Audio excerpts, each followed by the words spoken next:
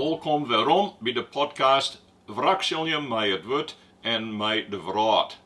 In de aanroende episode hebben we gezien naar het laatste stukje van het verhaal van de verlenen zoon. En toen zeggen we dat die verlenen zoon weer thuis kwam weer. En dat die minnezoon troch zijn berouw en de genade van zijn heid weer goed werd en weer accepteerd worden in het huis als de heid zijn leven zoon.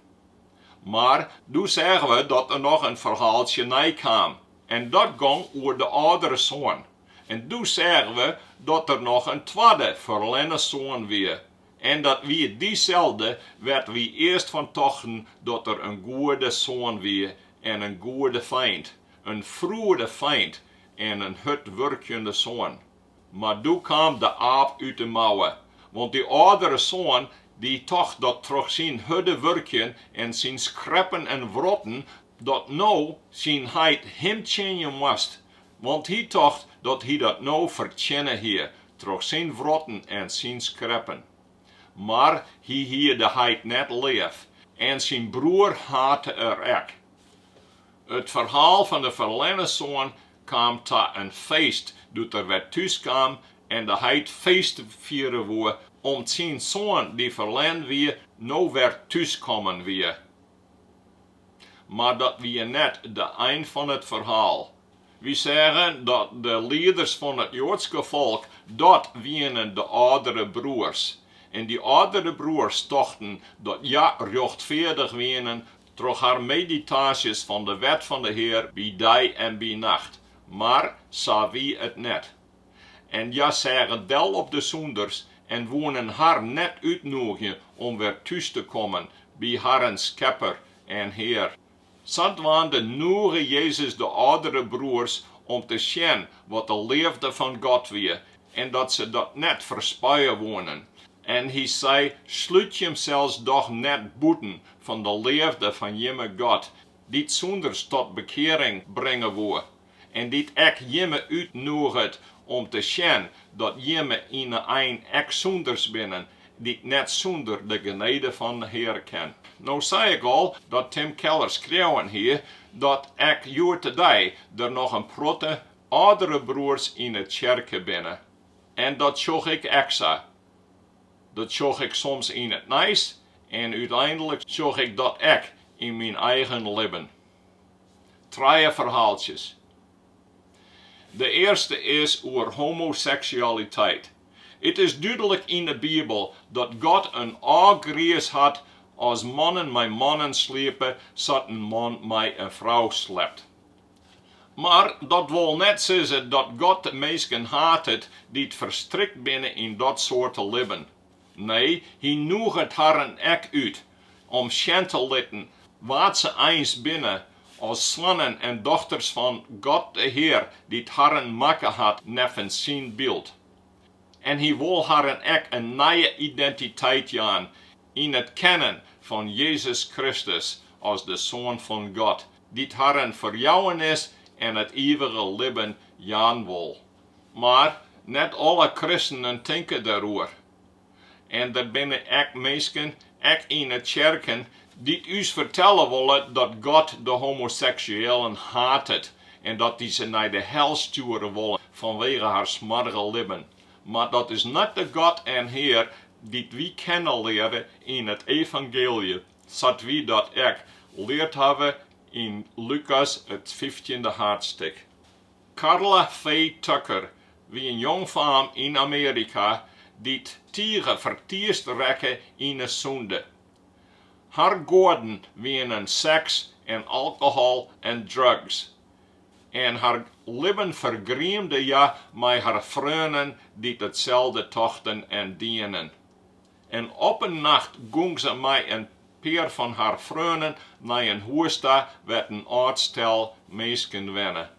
En doet ze inbrutsen hienen, toen werd de oud man wekker. En Carla V. Tucker werd poer. En ze vond een pikhouwiel en die sloeg ze door de hassenpannen van de oud man en maakte hem zat deer. Doet dit verhaal in het nieuwskamp van Amerika winnen de mensen wild voor zoveel vredens en verkeerdens. En het wordt net lang als Carla Veetukker kwam in het deercel, wachtend op haar vonnis, de deer. Maar doet ze in die cel ziet, toen jedden ze het evangelie.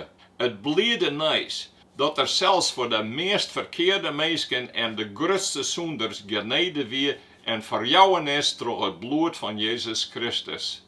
En Heilige Geest opende haar hart en ja verroren door het bliede nice, want nou kon ze een nieuw leven krijgen, een leven van liefde en trouw. Maar haar oordeel weer klaar, ze zou de deur sterren moeten. En doet de dag kwam, dat ja de dierlijke injectie krijgen zouden, toen wie ze tegen blied en tevreden, want ja wisten dat er een nieuw leven te wachten weer, dat ja thuiskomen mocht bij de goedeheid, krijgt als de zonder die jongen Jezus aan het kruis hong. Maar boeten raasden de mensen en stonden met spandoeken. Sommigen zeiden dat ja net de deur meer verdienen hier. Maar dat weet ik niet, of dat wel zo is. Maar er waren ook oren die schreeuwden van, waarom jou haar een injectie? Broek doch een pikhouweel en slag harde hassen zien. Er wie geen genade, er wie geen liefde, die wie geen verjouwenis, er wie geen open hart voor de zonder die tot bekering komen weer. En nou oor mijzelf. Doet ik nog een jong kerel weer, toen wie ik tijd in een groot en gereformeerd gezin. En heit wie als kwalmaster tegen strang. En zat woeder dat ik net een baantje kreeg, net een brommer kocht, net roken zou en geen bier drinken zou. En zat moest ik een karmeidje. Wat zou ik doen? Zou ik naar heit luisteren en mij hem liefje? En zat de oorwezen als mijn vrienden in de squallen? Of zou ik mij van heit afkeren en mij doen mijn klasgenoten? Ik kies voor het eerste. En zat door het net lang als ik rekke voort bij mijn vrienden, want ik wie maar een aparte een. En zat hoefde ik net te bezieken om populair te wezen bij mijn leeftijdsgenoten. En zat libbe ik uiteindelijk voor het prijsgen van uw heid en van mijn docenten en van de dominee in de kerk. Ja, ik dacht dat ik beter weer dan mijn klasgenoten. En ik dacht dat ik rechtvaardig weer. En de mannen in de kerk zeiden, die zoon van jou, die is een goede christen. Maar ik wie geen christen. Want ik hier Jezus net echt lief. Ik die het van mijzelf.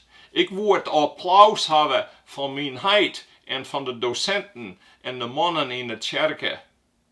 En ik die het net uit liefde voor Jezus en wat hij dien hier voor mij. Ik wie in Iris 18 doet het evangelie terugbruts in mijn leven. En toen besefte ik dat ik weer een groter zonde dan wat ik erkennen wil. En ik dat Jezus mij meer lief hier als ik ooit bedenken kon. Dat is wat het evangelie is. Ik nevens Tim Keller. En doe dat terugdrong en ik daaruit liefje kon. Doe wie ik net meer trots en toch dat ik beter weer bij mezelf.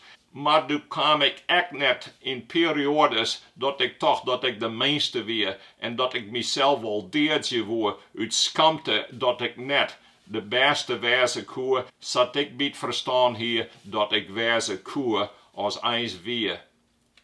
En zat wande door de genade van God, kon ik liefje voor hem en mijn leven in zijn dienst stellen. En nou ken ik die vaak net. Als du Jezus nog net zo kennst, dan hoop je en bid ik dat du God zo ek kennen leren meest. Dat du ek ken meest, dat du ek een zonder bist, die net liefje kan zonder de genade van God. En dat du ek dan zijn genade schost en betrouwst dat Jezus grote liefde voor je hast. En een nieuw leven aan die jaan was, als die bekeren was en mij hem liefje was en die harde was aan zijn wet. Net omdat het moet, net om daarom wat te krijgen, maar uit liefde en dankbaarens wat hij u joen had. Dank zij God. Amen.